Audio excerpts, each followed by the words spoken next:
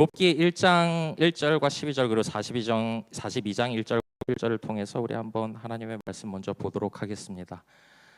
우리 먼저 하나님의 말씀 우리 같이 함께 한 절씩 교독하면서 한번 읽어보도록 할까요? 제가 먼저 시작하겠습니다. 우스라는 곳에 욥이라는 사람이 살고 있었다. 그는 흠이 없고 정직하였으며 하나님을 경외하며 악을 멀리하는 사람이었다. 양이 7,000마리, 낙타가 3,000마리, 겨리소가 500쌍, 암나귀가 500마리나 있고 종도 아주 많이 있었다. 그는 동방에서 으뜸 가는 부자였다.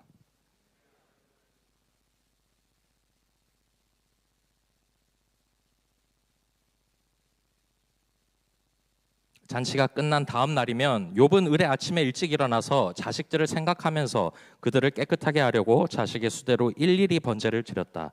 자식 가운데서 어느 하나라도 알지 못하는 사이에라도 하나님을 저주하고 죄를 지었을 수도 있다고 생각하여 잔치가 끝나고 난 뒤에는 늘 그렇게 하였다. 욥은 모든 일에 늘 이렇게 신중하였다. 앞에 섰는데 사탄도 그들과 함께 서 있었다. 주님께서 사탄에게 어디를 갔다가 오는 길이냐 하고 물으셨다. 사탄은 주님께 땅을 이리저리 돌아다니다가 오는 길입니다 하고 대답하였다.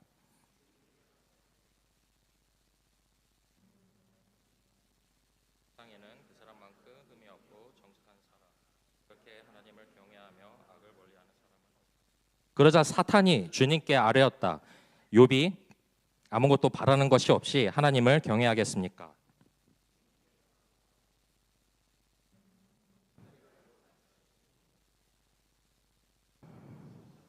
그의 소유를 온 땅에 넘치게 하지 않으셨습니다. 이제라도 주님께서 손을 드셔서 그가 가진 모든 땅을 거두어드리고 티끌과 잿더미 위에서 주님께서는 욥에게 말씀을 마치신 다음에 대만 사람 엘리바스에게 이렇게 말씀하셨다. 내가 너와 내 두 친구에게 분노한 것은 너희가 나를 두고 말을 할 때에 내 종 욥처럼 옳게 말하지 못하였기 때문이다. 너희는 수송아지 7마리와 순양 7마리를 마련하여 가지고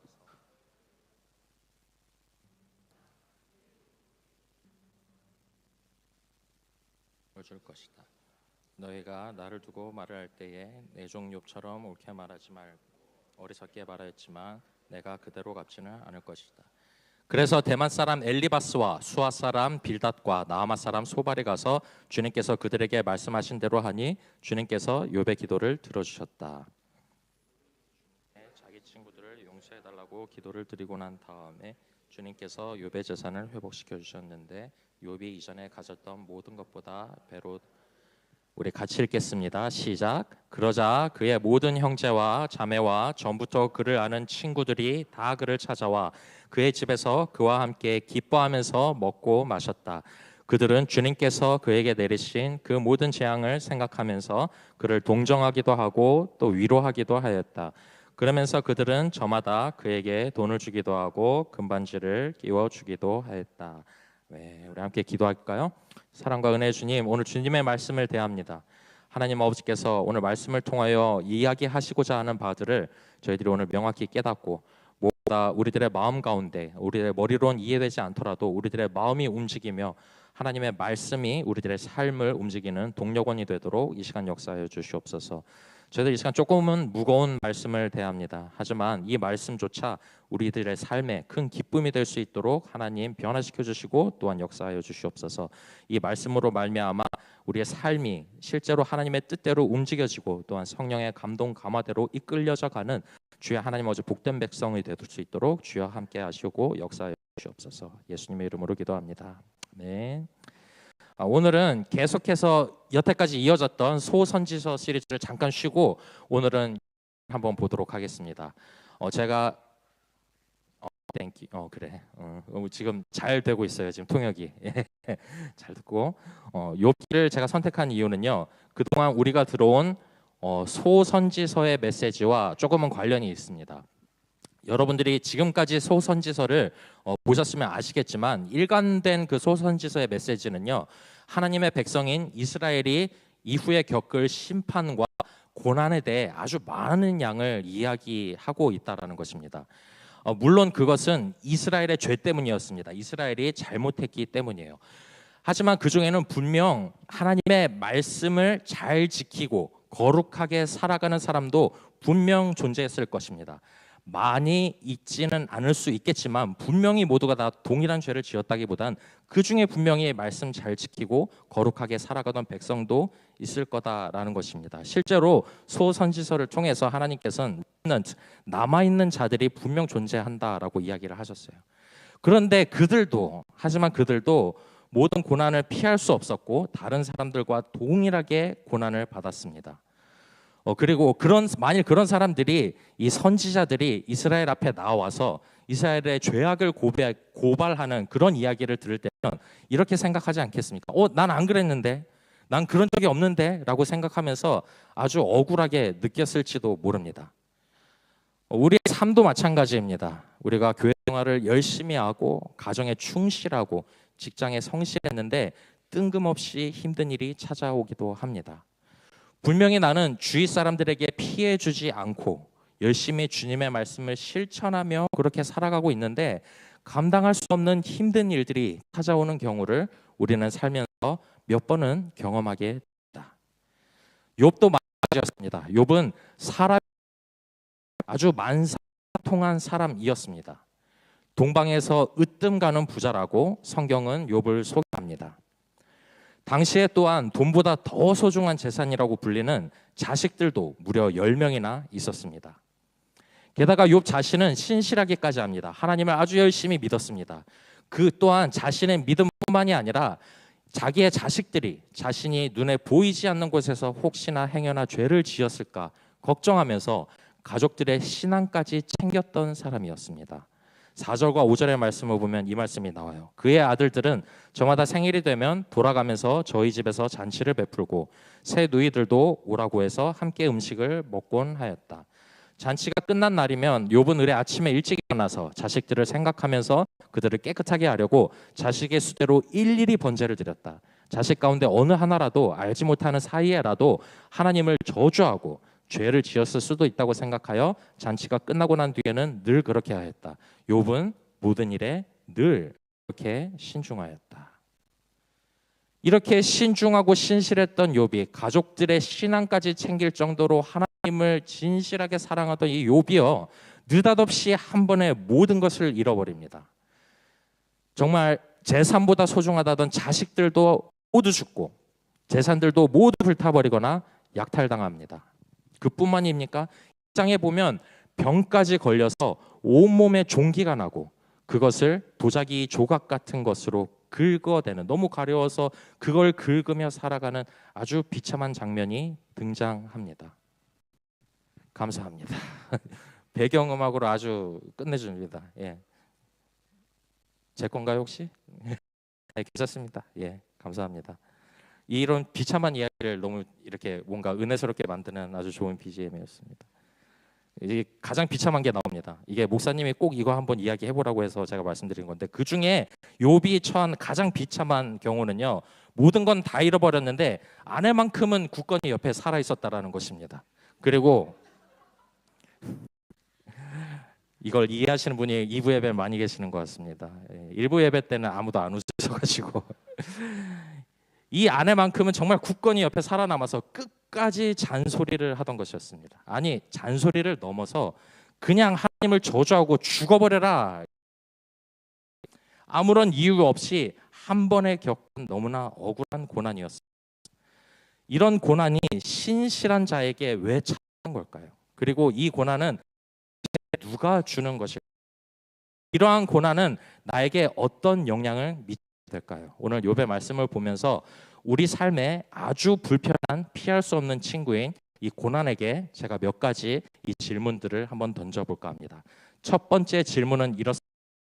당신은 왜 오늘의 소유를 온 땅에 넘치게 하지 않으셨습니까? 이제라도 주님께서 손을 드셔서 그가 가진 모든 것을 치시면 그는 주님 앞에서 주님을 저주할 것입니다.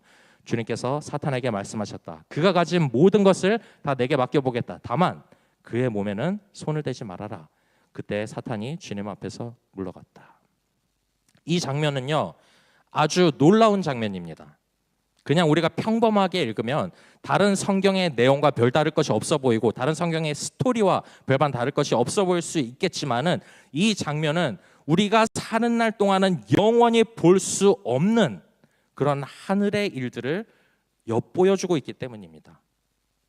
하나님과 우리가 흔히 천사라고 해석하는 하나님의 아들들이 한 곳에 모여서 이야기를 나누고 회의를 하는 장면을 마치 어떤 사람이 함께 참석이라도 한 듯이 혹은 우리들에게 카메라를 비춰서 꼭 넷플릭스나 유튜브시 그렇게 환하게 보여주고 있는 것이 바로 입니다. 그런데 그 중에 불청객처럼 보이는 바로 사탄입니다. 하나님과 함께 있을 수 있나?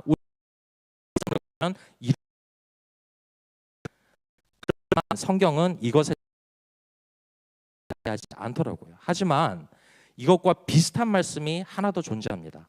바로 열왕기상 22인데요.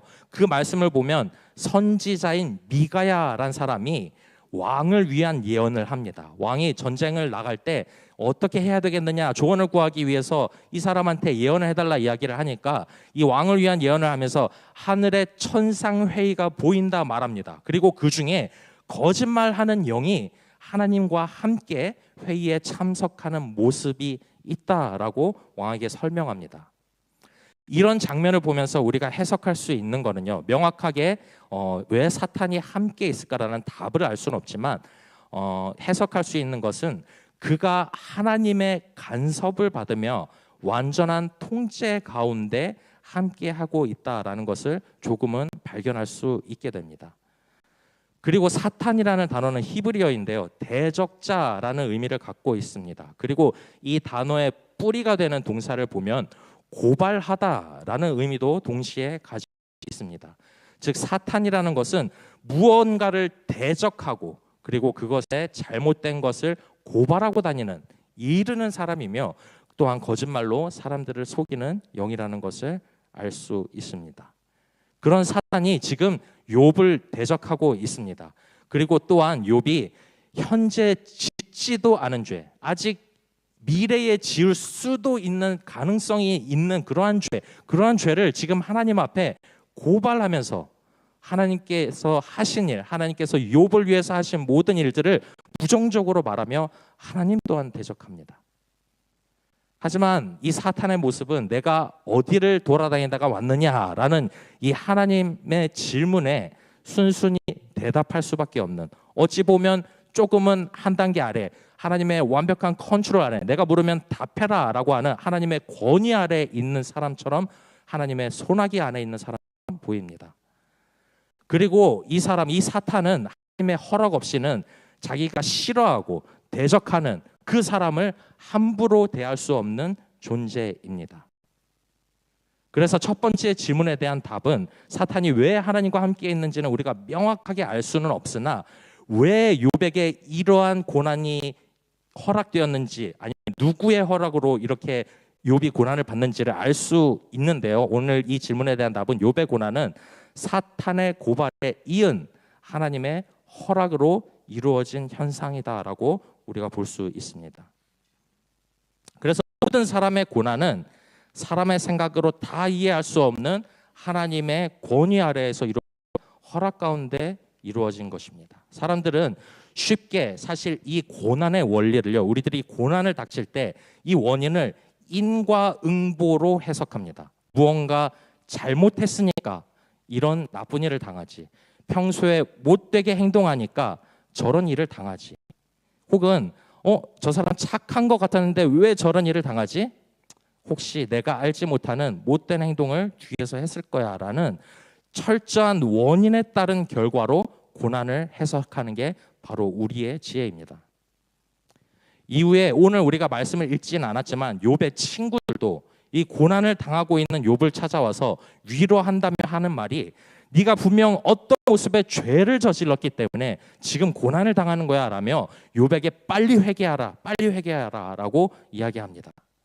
그들도 욥과 같이 하나님을 경외하고 하나님을 찬양하는 사람들로 보여지지만 여느 세상 사람들과 똑같이 세상의 원리인 인과응보의 논리로 욥에게 지금 욥이 처한 고난을 설명하고 있습니다. 하지만 하나님의 관점으로 이것은 올바른 해석이 아닙니다. 고난이 왜 우리에게 찾아왔는가에 대한 질문의 답은 하나님께서 허락하신 하나님의 주권 안에서 이루어진 현상이기 때문이다라는 것입니다. 그런데 여기에서 한 가지 문제가 발생해요. 우리가 아는 하나님은 진짜 선하시고 좋으신 분이다라는 겁니다. 그리고 말씀은 하나님은 우리가 언제나 좋은 것만을 주시길 원하시고 또한 우리를 푸른 초정과 맑은 시냇물가 즉 풍성하고 좋은 것으로 인도하시길 원하시는 분이다라고 이야기를 한다는 것입니다. 그런 하나님이 어떻게 고난을 사람에게 허락할 수 있느냐라는 것이 여기에 발생하는 한 가지 문제입니다. 이 문제로 고난에게 제가 두 번째 질문을 한번 물어보겠습니다. 고난에게 묻습니다. 어떻게 고난 당신은 선하신 하나님에게서 나올 수 있습니까?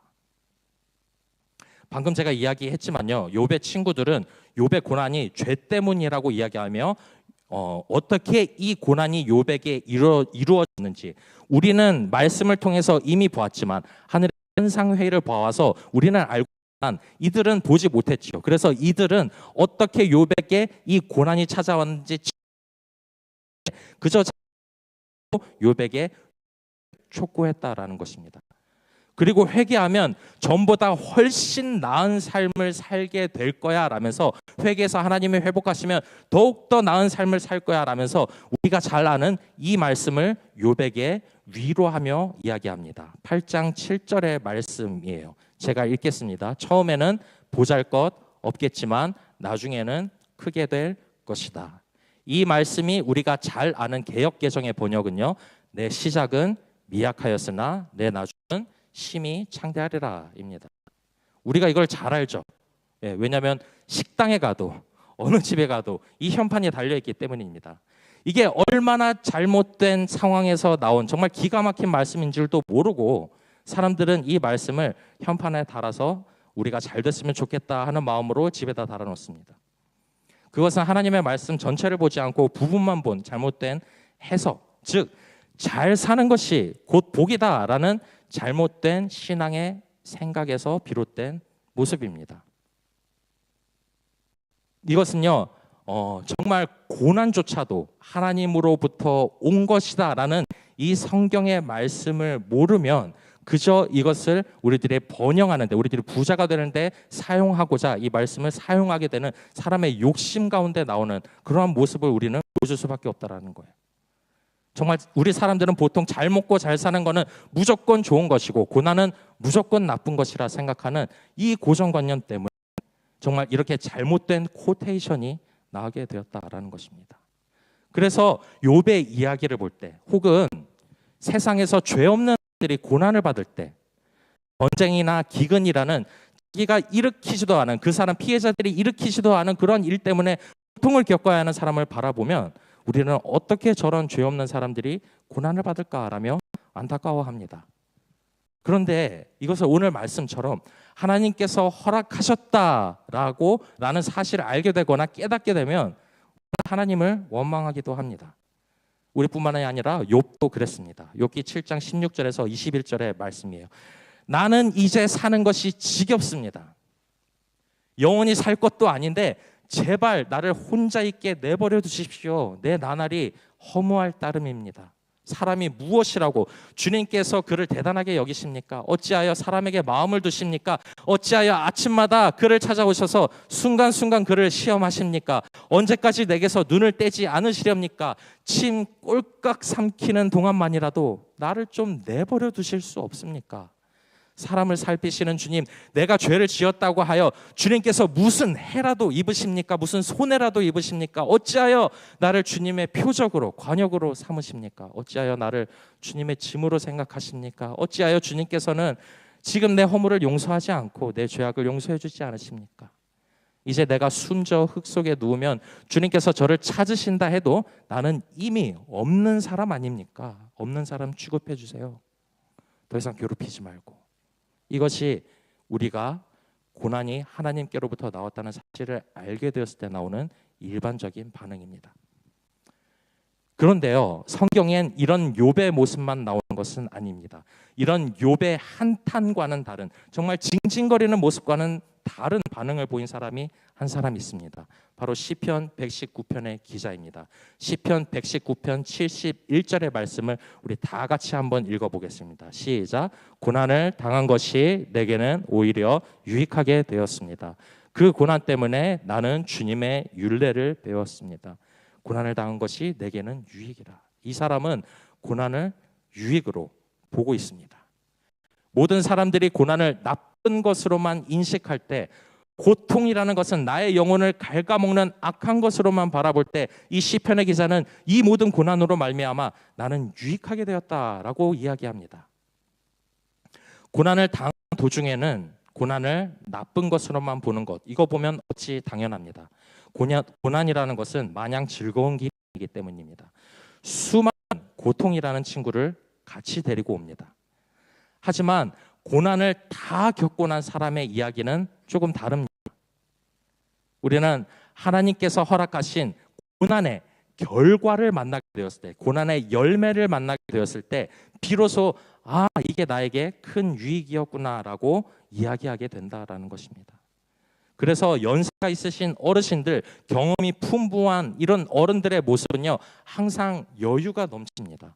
어떠한 어려움이 닥쳐와도 느긋하십니다. 고난의 결과를 이미 많은 순간 경험해 보셨기 때문입니다. 그래서 어른스러운 척하는 사람과 진짜 어른의 차이는요, 이 여유로움에서 나옵니다. 고난의 열매, 고난의 결과를 경험해 본 사람은 확실히 그저 고난이 나쁜 것만이 아님을 알고 있습니다. 아니, 오히려 유익하다라고 이야기를 하고 있습니다. 그렇다면 고난의 열매는 무엇일까요? 고난의 결과는 무엇일까요? 이 시편 말씀은 고난 때문에 주님의 율례, 주님의 법을 배웠다라고 이야기를 하는데, 과연 그게 어떤 것이길래 우리들에게 유익하다고 할까요? 여기에서 고난에게 세 번째 질문을 던져보도록 하겠습니다. 고난 당신을 통해 우리는 어떠한 유익을 얻을 수 있습니까? 욥이 보면요, 이 답은 욥이 고난을 당한 뒤에 그를 위로하기 위해 찾아온 친구들과 만나는 그 언성을 높여가면서 논쟁을 했던 그 시점부터 넘어가야 합니다. 욥이 고난을 당했습니다. 위로한다는 친구들이 찾아와서 아까와 같은 별 이상한 말로 하나님의 뜻과는 다른, 사람들의 생각으로 보기엔 맞는 것 같긴 하지만 하나님의 뜻과는 정반대의 이야기를 해가며 네가 죄를 지었으니까 지금 이렇게 힘든 일을 당하지, 회개해라고 하면서 논쟁을 벌였습니다. 하지만 욥은 나는 죄가 없어라고 아주 거친 말로 대꾸하고 항변합니다. 그때 하나님이 폭풍 가운데 아주 놀랍고 위험찬 모습으로 등장하십니다. 그리고 욥이 당하고 있는 고난을 설명하기 시작합니다. 욥에게 그렇게 지금 실패자의 모습으로 자책하거나 자학하지 말고, 그리고 원망할 대상이나 좀 화풀이할 대상이나 찾지 말고 이제 허리를 동이고 대장부답게 일어서서 묻는 말에 대답해 보아라 라고 욥을 일으키시며 말씀하시는데, 무엇부터 설명하시냐면 고난에 대한 설명을 자신이 창조하셨을 때의 모습부터 천천히 설명하기 시작합니다. 38장 4절부터 이 말씀이 있어요. 내가 땅에 기초를 놓을 때에 네가 거기에 있기라도 했느냐? 네가 그처럼 정말 많이 아는 것처럼, 네 스스로 모든 걸 아는 것처럼 이야기하면 한번 내 물음에 대답해봐. 세상이 얼마나 큰지 짐작이나 할 수 있니? 이 모든 것 알고 있으면 한번 말이나 들어보자. 빛이 어디에서 오는지 아니? 어둠의 근원이 어디에서 시작되는지 아니? 빛과 어둠이 있는 그곳이 얼마나 먼 거리에 있는지, 빛이 얼마나 정말 높은 속도로 날아가는지 네가 한번 보여줄 수 있니? 빛과 어둠이 있는 그곳에 이르는 길이나 너는 알고 있니? 그리고 비꼬는 듯이 이야기해요. 말고 너는 알 것이야. 내가 이 세상을 만들 때부터 지금까지 네가 살아왔지. 그래, 내가 세상 만드는 것을 네가 보았다면 네가 오죽이나 잘 알겠어. 그런데 아직도 너는 내 판결을 비난하려 하느냐? 네가 자신을 옳다고 하려고 내게 잘못을 덮어 씌우려느냐? 네 팔이 나의 팔만큼, 하나님의 팔만큼 힘이 있느냐? 네가 하나님처럼 천둥 소리 같은 우렁찬 소리를 낼 수 있느냐? 하나님이 이렇게 반문하시고 너의 고난에 대한 설명을 시작하십니다. 욥에게 하나님은요, 네가 알면 얼마나 알아? 네가 아직도 내 결정을 우습게 생각하느냐? 네가 나만큼 권위와 능력이 있느냐? 네가 나를 판단할 수 있는, 내가 허락한 이 고난을 판단할 만한 지혜가 있느냐라고 위험차게 반문하십니다. 그리고 이 이야기를 2장에 걸쳐서 오랫동안 들은 욥의 반응은 놀랍게도 다음과 같았습니다. 오늘 말씀 42장 5절입니다. 우리 다 같이 한번 읽어보겠습니다. 시작. 주님이 어떤 분이시라는 것을 지금까지는 제가 귀로만 들었습니다. 그러나 이제는 제가 제 눈으로 주님을 뵀습니다. 욥은 고난을 통해 무엇을 얻었습니까? 바로 하나님을 보는 것과 같이 확실하게 선명하게 알게 되었다라는 것입니다. 하나님이 얼마나 위대한 사람인지를, 그에 비해 나는 얼마나 작은 존재인지를, 하나님은 정말 크신 존재고 또한 이 모든 존재에 대한 증명을 고난을 통해 알게 되었다라는 것입니다. 욥은 나는 하나님께서 말씀으로 이 세상을 창조하실 때 그 옆에 있지도 보지도 못했고 정말 그것이 얼마나 대단한 일이었는지 알지도 못하는 사람이었구나. 말 한마디로 지으신 정말 위대하고 크신 분이시구나. 나는 지금 이 고난조차 이겨내지 못하는 사람인데 하나님은 그 고난보다 더 크신 분이시구나 라는 것을 깨닫게 된다라는 것입니다. 더욱 놀라운 사실은요, 욥이 이 사실을 깨달은 순간입니다. 이후에 하나님께서는 욥의 모든 고난들을 거두시고 이전에 가졌던 거에 배로 보상해 주십니다.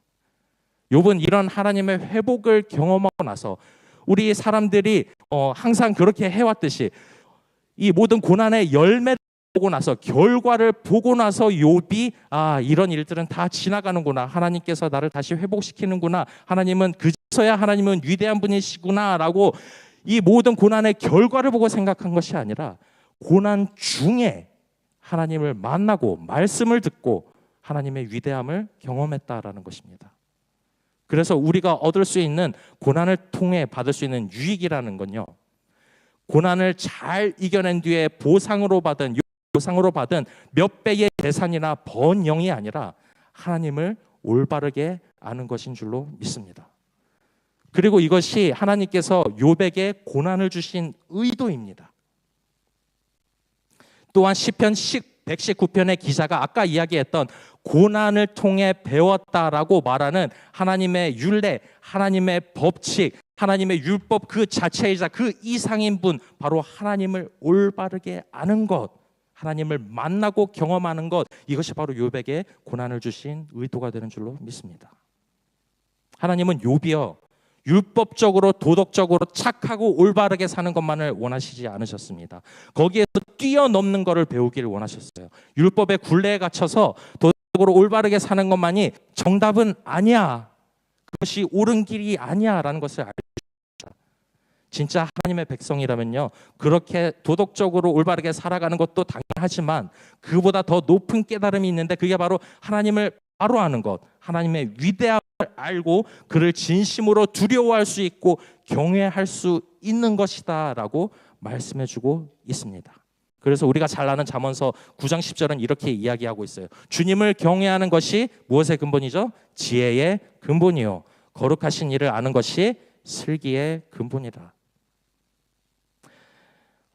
제가 전에 알았던 어떤 과외 선생님들은요, 학생들에게 가르칠 때 모르는 게 있으면은 가르쳐줬다고 합니다. 그리고 다음 문제 집중해라고 하는데, 어떤 학생이, 저 같은 학생이 모르는 것을 계속 넘어가다 보니 다시 처음으로 돌아갔다고 합니다. 하나님을 아는 것이요, 우리들의 신앙의 첫 번째라고 한다라면, 이것이 회복되지 못하면 우리는 어쩌면 모든 것을 모르는 사람일 수도 있습니다. 도덕적으로 올바르게 사는 것만이 신앙의 전부가 아님을 깨닫는 여러분들 되시길 소망합니다.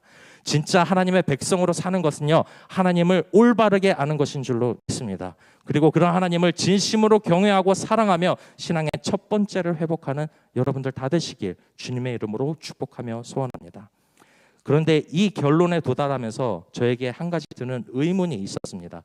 하나님을 올바르게 아는 것, 고난은 하나님으로부터 왔고, 그리고 이 모든 것은 좋은 것이고, 그리고 또한 동시에 얼마나 큰 것인지 알겠는데, 얼마나 큰 정말 얼마나 놀라운 것인지를 알겠는데 이게 내 삶하고 도대체 무슨 연관이 있을까?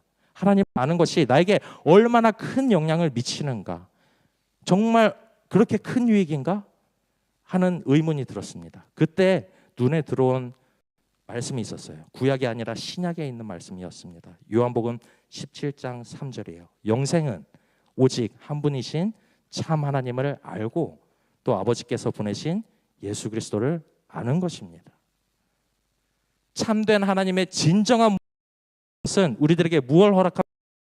영생을 허락합니다. 이 세상에 수 없는 생명과 안식 하나님을 아는 것으로 시작되고 없다는 것입니다.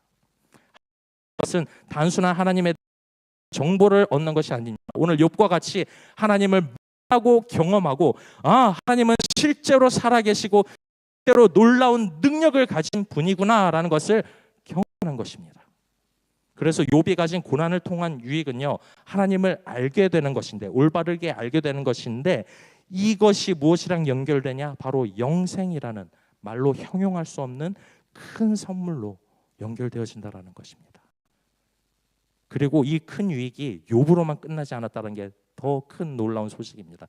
7절과 8절 말씀이에요. 제가 읽겠습니다. 주님께서는 욥에게 말씀을 마치신 다음에 대만 사람 엘리바스에게 이렇게 말씀하셨다. 내가 너와 내 두 친구에게 분노한 것은 너희가 나를 두고 말을 할 때에 내 종 욥처럼 옳게 말하지 못하였기 때문이다. 그러므로 이제 너희는 숫송아지 7마리와 순양 7마리를 마련하여 내 종 욥에게 가지고 가서 너희가 용서받을 수 있도록 번제를 드려라. 내 종 욥이 너희를 용서하여 달라고 빌면 내가 그의 기도를 들어줄 것이다.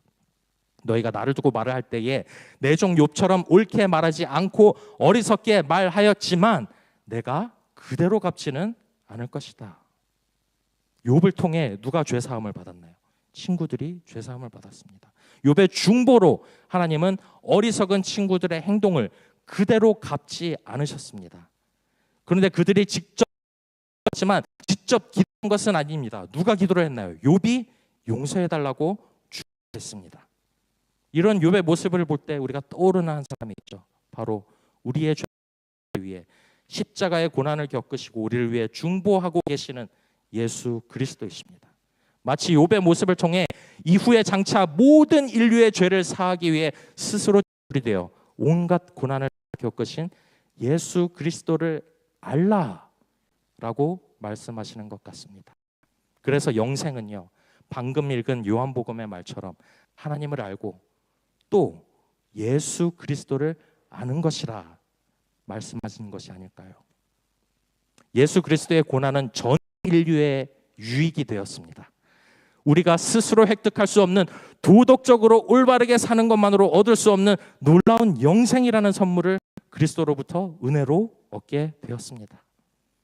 욥의 고난과 이 프로세스를 보면요, 아주 예수 그리스도와 비슷하다라는 것을 우리는 볼 수 있습니다. 그리고 그 고난이 얼마나 큰 유익이 되는지, 그저 나 자신의 신앙뿐만이 아니라 내 친구의 죄사마저도 일으킬 수 있는 얼마나 큰 유익이 되었는지, 또한 하나님을 알게 되고 하나님이 얼마나 큰 분이신지를 두 눈으로 직접 목격할 수 있는 놀라운 큰 유익인지 욥은 깨닫게 되었다라는 것입니다.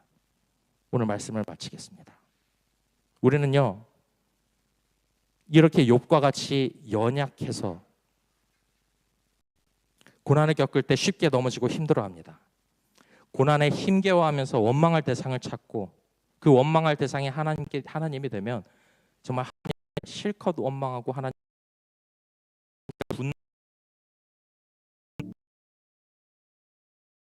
분노버릴 때도 있습니다. 하지만 그럴 때마다 하나님께서 욥에게 고난을 허락하신 이유를 알아보시기 바랍니다. 지금 신앙에서 벗어나서, 지금 네가 앉아있는 바로 그 안전한 신앙에서 벗어나서 더욱 믿음으로 견고한 사람이 되게 하실 하나님의 완벽한 계획을 신뢰하시기 바랍니다. 우리 찬양팀 다 앞으로 나올까요? 그래서 고난을 통해 다시 하나님을 감격스럽게 그 축복을 하시길 간절히 기도드립니다. 고난은 입니다. 고난은 하나님께서 허락하신 것입니다. 사탄이 하나님을 꼭 요동하는 것처럼 보이지만 하나님께서는 이후의 말씀에도 이야기하듯이 모든 세상의 악한 것들마저도 자신의 손아귀에 두고 컨트롤하시는 분이십니다. 우리가 겉으로 보기엔 마치 사단이 마음을 동하게 만들어 하나님이 움직인 것처럼 보이지만 하나님께서는 그 모든 악마저도 선한 것으로 돌려보시는 놀라운 능력의 하나님이 되는 줄로 믿습니다. 그래서 그 고난이 어떻게 되었습니까? 그 고난이 어떻게 되었습니까? 욥이 하나님을 어떻게 바라보게 되었습니까? 욥이 하나님을 이전에 믿었던 그 신앙대로 바라본 것이 아니라 우리 자식들이 죄를 지으면 어쩌나 하는 그런 정말 안절부절 못하는 모습으로 나간 것이 아니라 하나님, 정말 주님은 위대한 분이시군요. 하나님, 정말 하나님은 놀랍고 크신 분이시군요. 나는 정말 작은 사람이군요. 제가 입을 닫아버리겠습니다. 그리고 주님 앞에 순복합니다. 주님, 이 고난을 통하여 하나님 아버지, 내가 주님을 알게 되는 놀라운 유익이 있게 하심에 감사합니다. 바로 이것이 욥의 고백이었습니다. 그리고 동시에 주위에 있는 친구들의 죄까지 함께 중보해 줄 수 있는 자리까지 올라가며 마치 예수 그리스도의 모습을 비춰주듯이 우리들에게 영생을 허락하시는 정말 놀라운 모습을 보여주듯이 욥 정말 큰 은혜와 감격을 하나님께 선물로 받았습니다. 저는 그것이 여러분들 것이 되기를 간절히 소망합니다. 우리가 예수 그리스도를 알고 하나님을 알게 되는 것, 완전하신 하나님을 알게 되는 것, 그것이 우리들이 고난을 겪을 때 여러분들이 결국에는 얻게 될 놀라운 하나님의 축복과 선물이 되길 예수님으로 간절히 기도드립니다. 우리 같이 기도하겠습니다. 고난을 통해서 하나님 아버지, 이 시간 아버지를 감격스럽게 만나는 축복을 허락해 주시옵소서.